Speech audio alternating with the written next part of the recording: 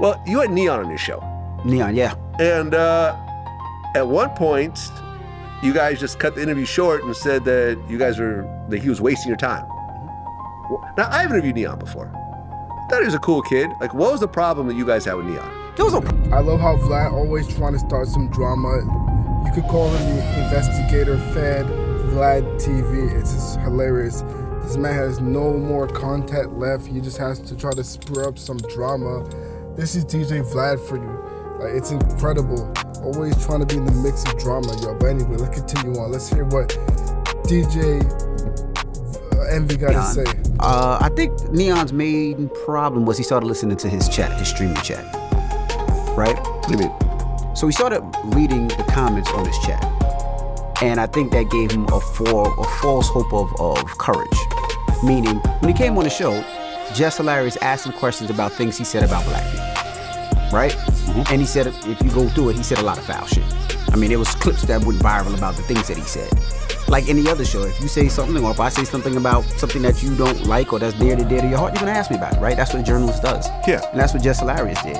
And at first he was very apologetic and very sorry. And then I think he started reading his chat, and then it just kind of got like, nah, I think y'all doing this, I think y'all doing that. And it just kind of got, I want to say got crazy. You know, we asked him about it. Interview was over, and that was pretty much it. It was nothing, we didn't kick him out. Interview was over. He was streaming for a minute. I think the interview was what, 36 minutes, 40 minutes? Pretty short. You've been on the Breakfast Club before. They vary from 30 to 40 minutes. Now, if you're very, very intrigued, they can go to an hour, but I think the average interview on the Breakfast Club is anywhere from 30 to 40 minutes. But I feel like in his case, you guys just cut it short. Nah, I remember there was like a weird thing. I think Ross was all mad, saying, "Oh, he's bigger than all y'all." And blah, blah, blah. We interviewed him. They were mad that we were asking about all the things that he was just saying, and they felt like we were badgering him. But you know, if you say some foul shit, especially about black people, and the hosts are black, they're gonna ask you about it, and that's what we did.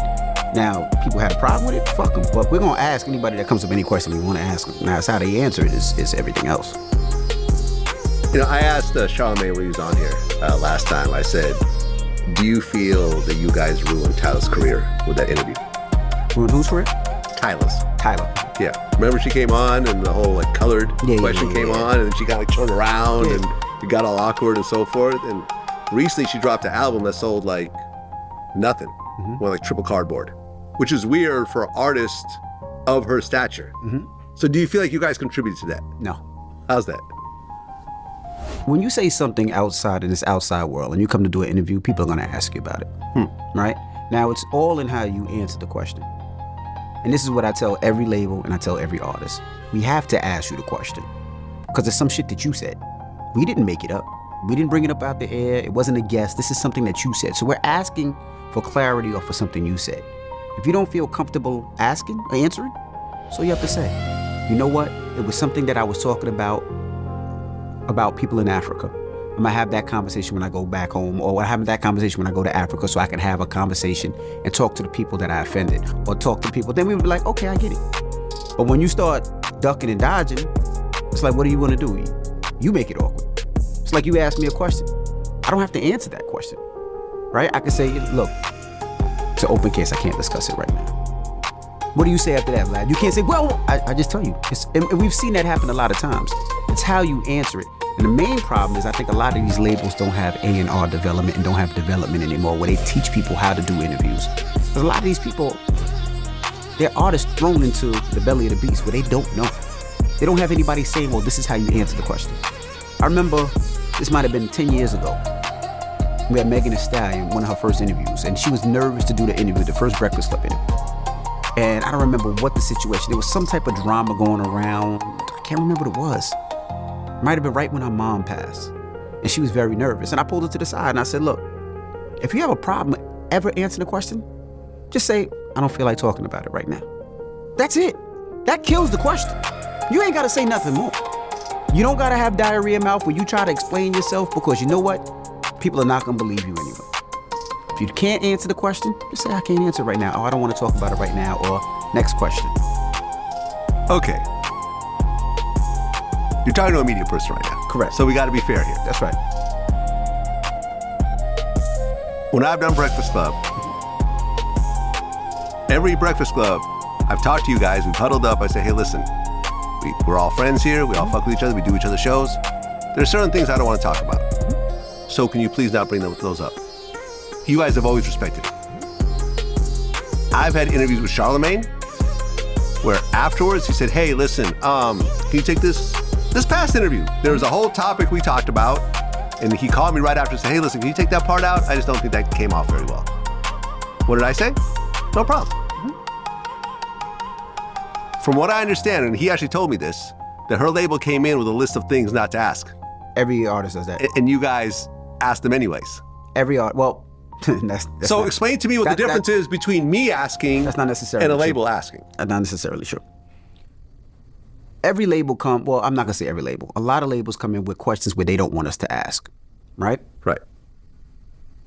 And we always say the same thing. If that is the answer, if that's the way you want to go, don't do this interview. Right? So we give you an option. It's not a sneak attack. You never told me that. It's not a surprise, right? Have you guys ever told me that? Have you guys said, well, Vlad, if we can't answer that, then you don't have to come? Depends. No. You guys have said no problem. Depends. And I would do the same thing for y'all. Depends, and I'm going to tell you why. And a lot of other people. I'm going to tell you why. Okay. We have a relationship that's built on trust, and I've known you since I was probably 21 years old. Right? There was, and I'm not going to say what it is, but there was an interview I did, I called you about, and you were upset about, and you said, please don't put that out, and I never put it out.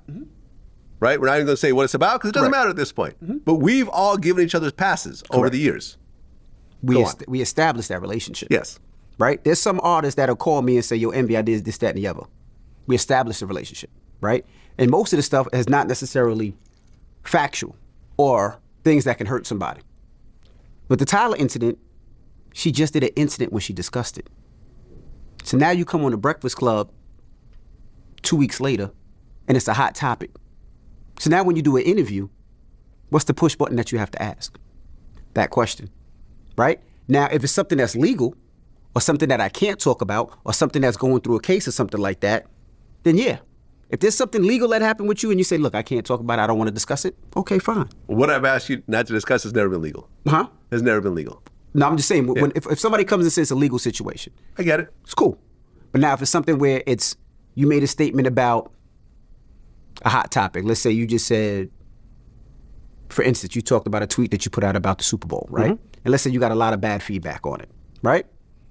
I can't see you next week and be like, don't talk about it. We're going to say, Vlad, we have to ask you that question, but you can say, hey, I can't talk about it right now. We give you that option to say that. But there's certain things we cannot go around. I feel, let's just say that this became the worst tweet I ever did in my life. Correct. And I'm still doing some promo runs. I think I could ask y'all just not to cover this topic, and I think you guys would do that for me. I think you guys would. It depends. I think you would. If you did it a week ago and it was viral and you just came on the show, I think you wouldn't ask us to do that. I think I don't think you would ask us to do that. I think I would, and I guys, think you guys would respect that. That's what I think, and I would do the same for y'all. I don't think you would, but I think we also have a different relationship than a lot of different artists that come on the shows as well. Yeah, I mean, we go back. I mean, Charlemagne was doing VladTV before he joined the Breakfast Club. I was putting Charlemagne on mixtapes when he was in South Carolina. So we really all go back. I just feel like... But we also give them an option to say, look, we're going to ask an artist, especially an artist that's there for the first time, we're going to ask them everything that people want to discuss. And if you feel uncomfortable with any of these questions, then don't bring them up here. We give people that option. So you can't have your cake and eat it too. It's a balancing act, because yes, you could do that, but chances are Tyla will probably never come back on the Breakfast Club, right? Maybe. I mean, maybe not. There's definitely less chance of her coming back after that. Maybe, yeah. Right? Of course. Because not all artists are like, no, I want to confront that. Like, I want to come back and whatever else, and I'm going to put them in their place. Some people are like, something, this is proven to be not a very friendly environment. Listen, I deal with this myself. Like, no record label really works with me because they're all scared over the questions I'm going to ask. Correct. That's okay because I'm not going to change my format to make some record labels happy when they really don't care about me anyways. But see, but it's also the views, right? The reason you get the views and the reason you get the traction is because of the questions that you ask. Right. The reason we get the views and the traction is because of the questions that we ask. Now, if you don't want that type of interview and don't want that traction, there's 1,000,001 other places that you can go to get a happy-go-lucky interview, right? People do it all the time. And then what usually happens? They circle back to Vlad because they be like, we didn't get the traction we needed. They circle back to the Breakfast Club because they're like, we didn't get the traction we needed. So it's like, okay, You can, like, you don't have to come here. You don't have to come to the Breakfast Club. There's so many different podcasts, so many different radio shows that will be happy to do the interview. But you just won't get the traction because they're not asking the questions that people want to hear.